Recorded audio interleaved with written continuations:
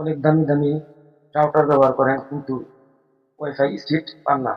আমি যে সেটিংসটি এখন দেখাবো সেই সেটিংসটি করার পর থেকে আপনাকে আর দামি রাউটার কিনতে হবে না, যে কোনো রাউটার দিয়েই যে ওয়াইফাই চালাতে পারবেন। আগের মতো লোডিং নিবে না, স্লো কাজ করবে না, স্পিডে কাজ করতে পারবেন এই সেটিংসটি করার পর থেকে। তো চলুন সেটিংসটি করে নেই। সবার প্রথমে আমরা নোটিফিকেশন বার টান দিব, ওয়াইফাই উপরে চাপ দিয়ে ধরে রাখবো।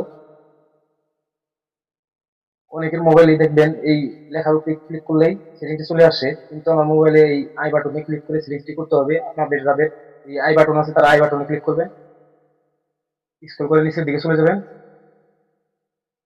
নিচে দেখেন প্রক্সি লেখা আছে, এই প্রক্সির উপরে ক্লিক করবেন। সবার ক্ষেত্রে দেখবেন নন লেখা আছে, এখান থেকে আপনারা অটো কনফিগে ক্লিক করবেন। বন্ধুরা অস্থির একটা সেটিংস, এই সেটিংসটি করার পর থেকে আপনাদের ফোনে ইন্টারনেট চলবে দ্বিগুণ স্পিডে। তো বন্ধুরা আমাদের এখানে দেখেন সেভ করার কোনো অপশন নাই, নিচে বা উপরে কোনো জায়গায় সেভ করার অপশন নাই, তার মানে যে অটো সেভ হয়ে গেছে। আর যাদের সেভ করার অপশন থাকবে তারা সেভে ক্লিক করে সেভ করে নেবেন। বন্ধুরা আমার সেটিংসটি শেষ।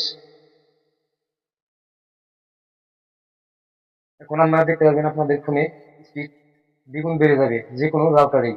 বন্ধুরা ভিডিওটি দেখে যদি তোমাদের একটু উপকার হয়ে থাকে তাহলে অবশ্যই চ্যানেলটিকে সাবস্ক্রাইব করবে, লাইক কমেন্ট শেয়ার করবে।